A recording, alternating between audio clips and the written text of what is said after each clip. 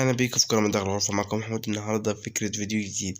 احنا عارفين إن في كل مجموعة الأول والتاني بيصعدوا والتالت والرابع بيهبطوا. احنا النهاردة هنحول الهابطين للصاعدين والصاعدين لهابطين، يعني المركز الأول والتاني ههبطهم والتالت والرابع هصعدهم. أوريكم كلها في الفيديو. تمام، يلا بقى نبدأ الفيديو. أول حاجة زي ما انتم شايفين كده، دي المجموعة الأولى اللي متأهلين، اللي اتأهل أول هولندا والتاني السنغال. احنا نعمل ايه؟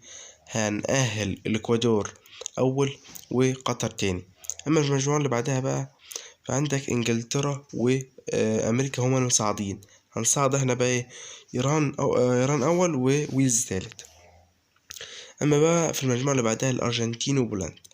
احنا عارفين الأرجنتين صعدة، هنصعد بقى مين؟ مكسيك أول والسعودية هنصعدها مركز تاني. أما في المجموعة اللي بعدها كانت فرنسا وأستراليا صاعدين أول وتاني، فهنصعد تونس أول والدنمارك تاني. زي ما انتوا عارفين اليابان أول وأسبانيا تاني. فاللي احنا هنعمله إن احنا هنصعد ألمانيا أول وكوستاريكا هنصعدها كمركز تاني. أما تمام. فالمجموعة اللي بعدها المغرب وكرواتيا أول وتاني. هنعمل ايه؟ هنخلي بلجيكا أول وكندا تاني. تمام. في المجموعة اللي بعدها البرازيل وسويسرا أول وتاني. هنخلي الكاميرون أول وصربيا تاني، نفس الترتيب اللي هو تالت والرابع. البرتغال وكوريا فهنخليها الأورجواي وغانا. فتصبح بقى عندنا الكلام كالآتي: الإكوادور وويلز. فهنصعد مين بين الإكوادور وويلز؟ هنصعد منتخب الإكوادور من وجهة نظري، فأنا فاهم ازاي. هنشوف مين أقوى، مين يستاهل يصعد، وهنصعد نشوف مين هياخد الكأس العالم العباسي ده.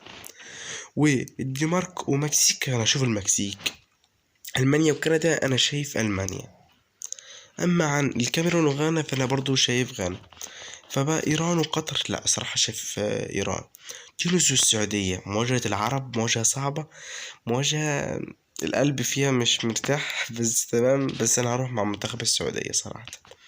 بلجيكا وكوستاريكا، انا هروح صراحة مع منتخب بلجيكا. الأوروغواي والصربيا انا هتوقع الأوروغواي. فعندنا الإكوادور والمكسيك، فأنا صراحة شايف إن المكسيك أقوى. ألمانيا والكاميرون، أنا شايف إن الكاميرون هتعمل حاجة في الماتش ده وهتصعد الكاميرون. فعندنا بقى إيران والسعودية، فهختار السعودية. بلجيكا والأوروغواي فأنا هصعد الأوروغواي. أما المكسيك والكاميرون فأنا أكيد هتصعد المكسيك. المكسيك قوي. وهتصعد الأوروغواي، السعودية على حساب الأوروغواي، وهتكون مواجهة يعني الانتقام اللي بالنسبة للسعودية، والسعودية تفوز بكأس العالم وهتكون فخر كل العرب. أنا عارف إن الحاجات دي كلها عبثية، بس هو حاجة بنفرفش بيها عن نفسنا. أما في نهاية لا تنسوا اللايك والشير والسبسكرايب. أما في نهاية السلام.